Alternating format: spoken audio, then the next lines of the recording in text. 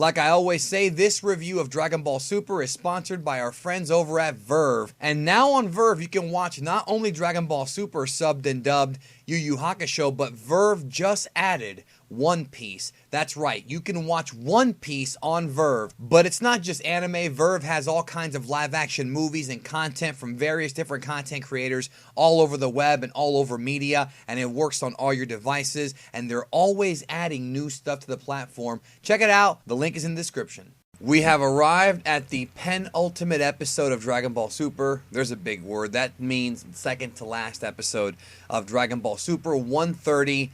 Let me get my weeb on here, alright? Kuzen Zetsugo no Chokesen. Kyukyoku no Saibaibaru Batoru. That's a hard one to say, yo. That translates to an unprecedented Super Showdown, the ultimate survival battle. And that battle, of course, is the one between Goku and Jiren. So in the last episode, Goku achieved Mastered Ultra Instinct. He has silver hair now, and that's supposed to even the fight against Jiren. For this episode, this is weird. So I'm pretty much at a loss for words right now when it comes to this episode. You know, it's one of those things where I should not be at a loss for words because it's my job to talk. That's what I do about Dragon Ball, right? But it's just like, wow, like so many things happen in this episode. I don't know if this is my favorite episode of Dragon Ball Super. I have to watch it again. I've only seen the episode once as of this review. So if I miss something, please understand that. But I'm really, you know, I'm stunned. Like my initial reaction was there were so many things to talk about in this episode. Visually, it was something else. Okay, and there were twists close to the end of this episode, at the end of this episode, that I did not see coming. That, well, one of them I did see coming. The other one I didn't. And we're going to discuss it when we get there. But I'm just at a loss for words because this episode actually had me on the edge of my seat. And there was very little story here. I mean, there was story, but there wasn't a lot of story. It was mostly all fights. The first half of this episode was just a big, intense fight. The Top Dog animators came back. We did not know they were coming back for this episode. They were not announced. They were not promoted. Naoto Shishida, Naoki Tate, the big dogs came back for this episode. So visually speaking, this might be the most visually intense Dragon Ball Super episode of all of them. At least maybe until next week. Visually, this blew away episode 57, in my opinion, and 66. It blew them away, and even 104. As far as what we saw, visually, okay? So Goku charges in on Jiren at the beginning of the episode, very, very fast. They emphasize the speed this time, which is even faster than Omen. Jiren, like, now he's faster than even Omen. Jiren tries to connect on Goku, but he can't. Goku is effectively blocking Jiren's strikes. Jiren losing his composure here.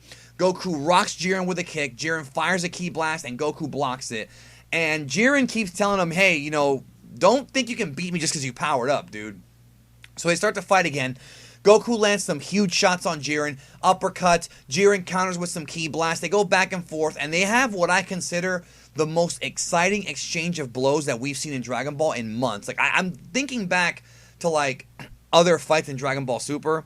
And I think that what we saw here as far as just the overall magnitude, the way it was animated, the directing, just the intensity. It was so intense and fast. Just something that I can't even describe except for saying it's intense. Like George Lucas would say when he made Star Wars, faster and more intense. If you're a Star Wars fan, you get that joke. That's pretty much what this was. We have not seen such an exciting fight in the first 8 minutes. It was just the first 8 minutes of Super, possibly ever, like as far as Super goes. I'm not talking about classic Dragon Ball and Z. We're not talking about that. Just in Super, this really blew everything else out of the water.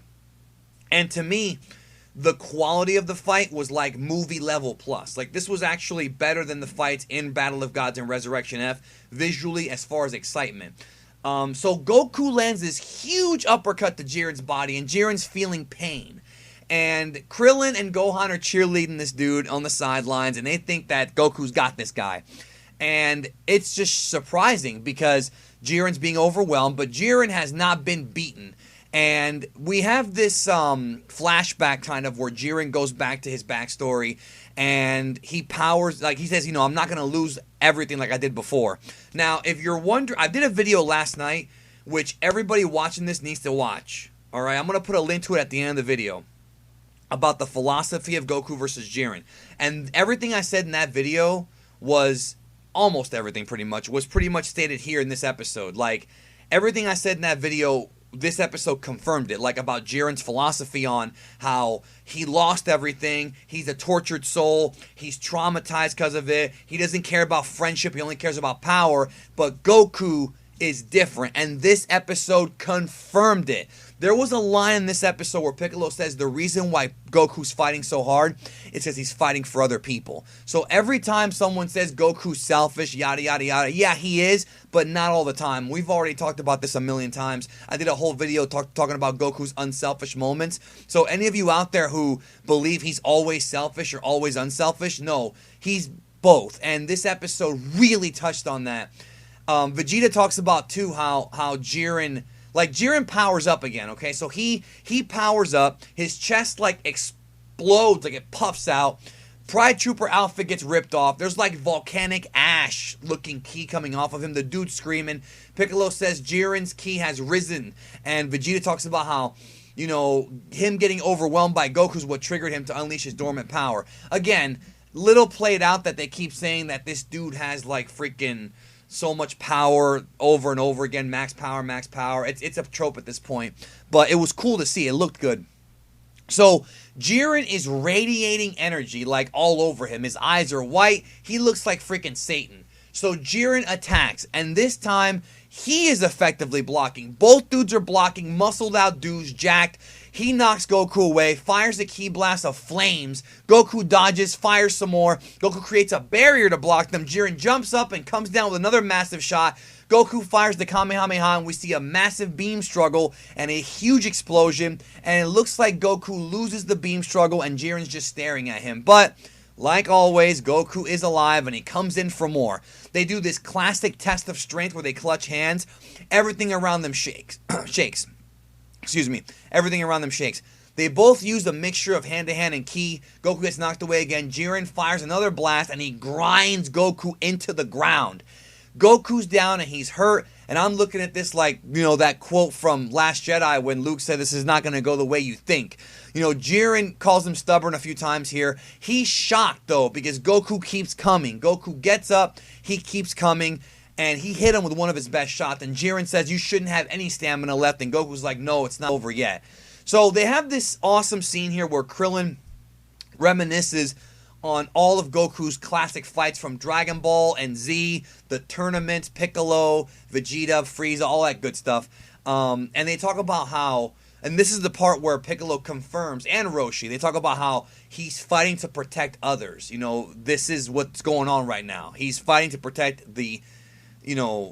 Universe 7, the existence of Universe 7, really. So there are so many things going on here visually, and again, you have to forgive me, because this is a very difficult episode to review, because it's one of those things where you have to see it for yourself. I can't describe this. They go at it again. Goku's on the defensive. He fires weird, like, crystal-colored blast, which is like super fast movements and body shots to Jiren. Jiren counters with ki that misses the mark as Goku dodges. Goku sends Jiren into a rock, and the fight is just blitzing. He's against these rocks, and he's all cut up. And he keeps remembering his pain, fires this huge shot at Goku, and Goku deflects it away. And, they talk about, like, the whole thing with trust. He's like, this is, Goku's talking about their power. Jiren's like, what is trust? What are allies? What is friendship? And he talks about that he once trusted people, and that's how he lost everything, so he doesn't believe in trust anymore, which is exactly what I talked about last night in that video. So Jiren tells Goku, I'm going to smash everything, I'm going to destroy everything you believe in, and Goku's like, listen, I'm not a champion of justice like you are, but I'm not going to let my friends get wiped out. What a great... God, this was great. I loved it. If you didn't like it, fine. I loved it. Goku powers up, says, fuck you, and hits Jiren right in the mouth. They go at it again. Jiren... He doesn't really say F you. I'm just using that word for hyperbole. I'm using it to describe, like, Goku's attitude. Like, screw you. I'm gonna get you. So they fight again. Jiren powers up, fires back with ki, explosions, red and blue beams everywhere. We've never seen anything like this before. Like this trumps on Goku and Beerus from Battle of the Gods. It trumps on the Resurrection F fight. Trumps on the stuff from the Trunks arc. I've never seen anything like this before in Dragon Ball. Like, never. It's just beyond anything. Goku fires a huge Kamehameha at Jiren. And Jiren's holding it, screaming. Vegeta's screaming for Goku to beat Jiren. And Jiren is down in a crater. He is down. He is a beaten man, it appears. Goku goes down there. He's about to finish him. But because this is Dragon Ball, that's not how it works. Suddenly, Goku goes down and he's like clutching his body in pain. He loses the silver hair and starts to shake. And then there's like purple energy coming off of him, right? And Goku is about to eliminate Jiren and win this freaking thing. Whis says that all of this limit breaking and God energy is taking its toll on his body. In other words, just like we've seen before, this is a bit contrived because we've seen it before. We saw it with Super Saiyan 3 and with Super Saiyan God, kind of, not exactly like this, and with Kaioken. Goku is burning out his body. He has not learned how to maintain this power. And again, even though it is mastered Ultra Instinct, it's not maintained, which I feel like this is honestly a cop-out. I'll be real with you. Like, it's something we've seen so many times in Dragon Ball that I'm just kind of tired of them using that as a way out. It's plot armor for figuring out how to end this more dramatically. You know, having Goku just win is not enough. They have to figure out a way to have him not win, and this is how they figured it out. But it's been done so much. And, you know, to be honest with you, this is a trope that I think is played out. Like, Goku burning himself out of energy. He's been a martial artist for so long and achieved so much power that you would think that, you know, he would figure all this out by now or maybe move faster to finish the dude. I mean, it reminded me of Vegeta when he's about to finish off Frieza and then Frieza blows up the earth in Resurrection F. It was the same thing. Like, hurry up and do the job already. You know, it is something that is irritating to me. I'm not going to lie. I love this episode, but this bothered me tremendously. So, whatever. Goku loses Ultra Instinct. He's back in his base form. Jiren then knocks Goku away, and we think he's eliminated. We think he is. And pretty much like as this is happening, you know, Jiren is being yelled at by Vermouth. I didn't even mention the Vermouth part. So Belmont or Vermouth, however you want to say his name, he's like, hurry up and win so we get the Super Dragon Balls. And then Jiren's like, I didn't really want to win like this, but whatever, I'll always remember you. He says something to that effect.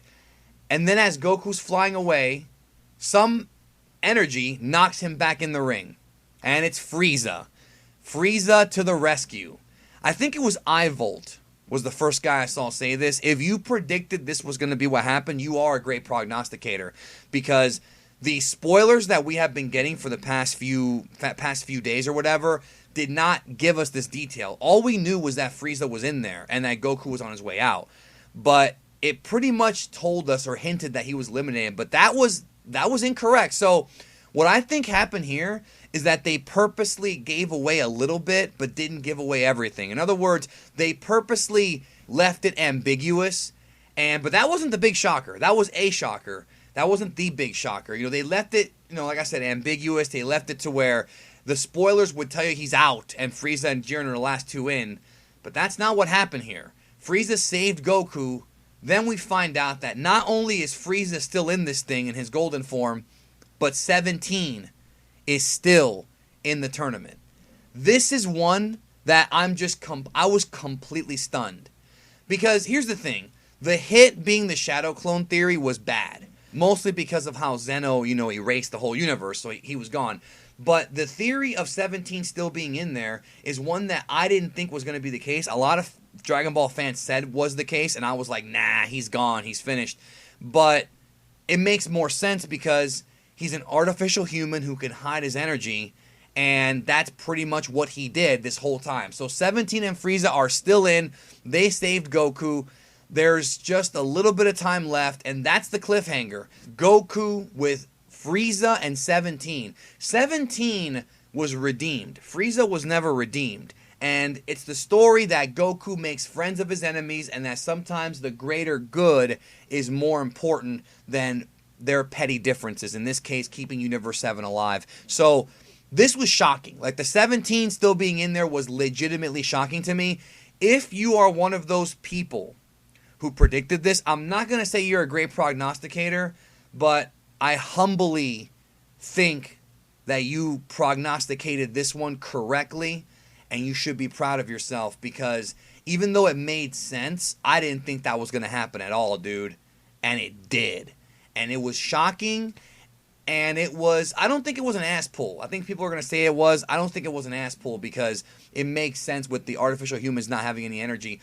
But it's definitely one that I didn't see coming at all. That one I did not see coming. So next episode, it's Frieza. Well, last episode airs next week. Frieza, 17, and Goku trying to outlast Jiren for the final few seconds of this thing, because if they do outlast him, Universe 7 wins 3-1 or 2-1 or whatever. So we'll see. We'll see. Can Jiren get the job done? And can Universe 7 get the job done? This was a crazy episode. Again, definitely one of my favorites. The writing near the end kind of, it did kind of bug me a bit, but the action was second to none, and I enjoyed the hell out of it. I'm going to watch this fight over and over and over again. So I will most likely watch the episode again and then come back and do a stream and talk to all you guys, about this episode and where we go from here. So it's crazy that we're so close to the end and we still have surprises. We'll see where this goes. I'm very intrigued. They've definitely got me intrigued, and Takahashi comes back next week, and it should be really, really interesting to see where things go. We'll see. Dragon Ball Super may indeed go out with a bang, but hey, maybe Dragon Ball Super is not entirely finished. There's a lot of clickbait and BS out there.